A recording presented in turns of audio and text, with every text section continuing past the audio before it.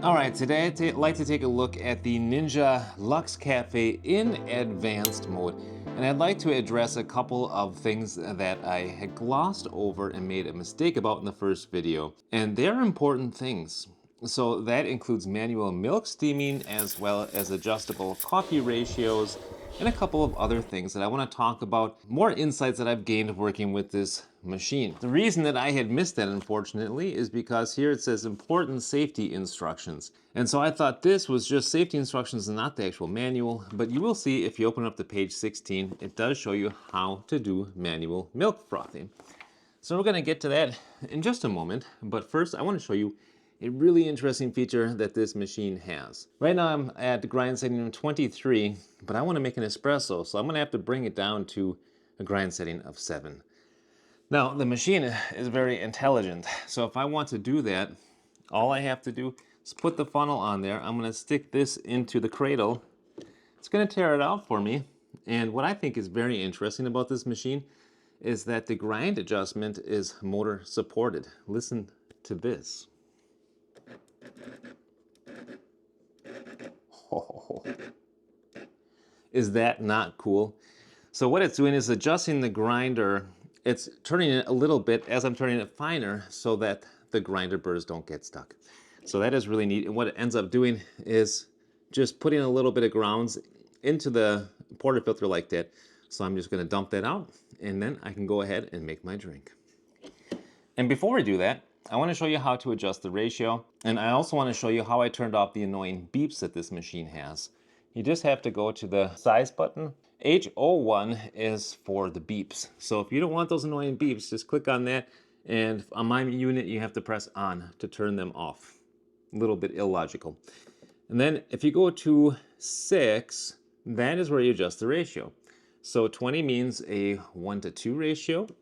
25 means a 1:2.5 ratio, and 30 means a 1:3 ratio.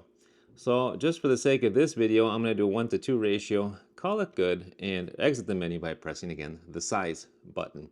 It is nice that you can adjust between a 1:2 and a 1:3 ratio, but as far as I have found, you cannot adjust it further than that if you want an even longer ratio. That being said, I think that those are the most common ratios and those will work well for most people. Getting value from this video? Please take a moment to like and subscribe. So let's just make a shot.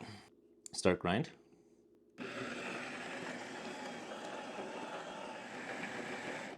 And I've measured this out many times. I always get between 17.5 and 17.8 grams. So that is really nice that it does this automatic grind by weight. Super simple.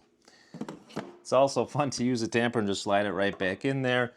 The funnel's got its place as well. Now let's just see what it looks like to get our 2:1 ratio. Let's see how accurate it is. So if we got just about 18 grams in, we're gonna look for about 36 out. Let's have a look. And here we go. Start brew. Ooh, there it comes.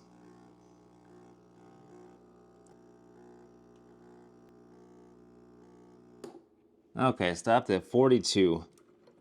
42 grams out. So a slightly more than 2:1 ratio, but that's pretty close. And that's what we got right there. There's our shot. Looks good. Let's give that a taste. Oh, it's smooth, pretty tasty. Pretty tasty. Now here's the most important thing. This is a thing that unfortunately I glossed over in the first video, and that is that milk steaming is in fact possible. All you have to do is pull the steam wand out. You've got to choose the no steam option or no froth option, whatever. Hold this down for 3 seconds and then start steaming. And another thing that I wanted to mention is that this is really dry steam, really dry. So I've tested it before and I get just 14 grams of added water to the milk pitcher, which is very good, much better than most machines, to be honest. Most are around 30 to 40 grams added water. So let's give it a shot.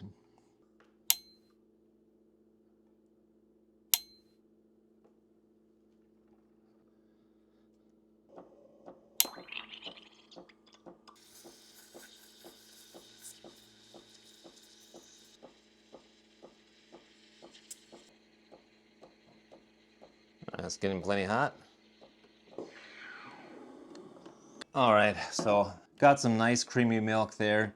It worked out really, really well. And as you can see, there are just 16 grams of added water. That is excellent.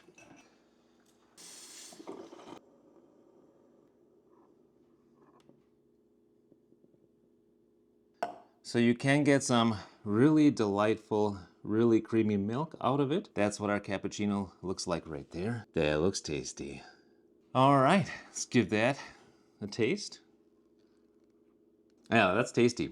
Good cappuccino, very silky milk. Now, this machine does do a good job on its own with the auto milk steaming. It's actually probably the best one I've seen so far because it does have that whisk inside, that spinner that turns the milk for you and make sure it gets incorporated. That's important. But I still prefer myself to steam manually. That's really part of the fun, part of the challenge of latte art. Anyhow, it does a great job with the manual milk steaming, and I'm really sorry for having missed that in the manual. I have now read through both of the guides as well as the manual that I pointed out today.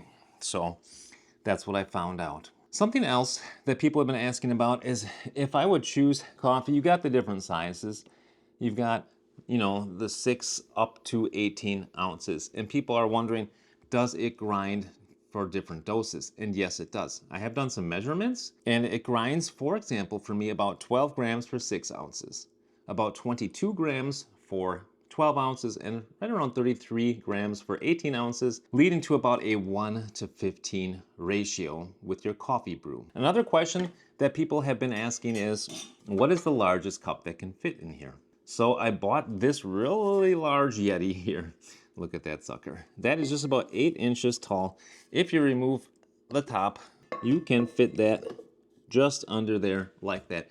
So that's a 30-ounce Yeti that can be fit underneath. This is just about 8 inches. So yes, 8 inches will fit underneath here. So you got all kinds of space with this machine. Of course, with 30 ounces, you probably would have to do like 2 times the 14 ounce drink. So it would take 2 drinks to fill that sucker up. Now on to a couple of negative things that I've noticed with this machine, having used it a little bit longer.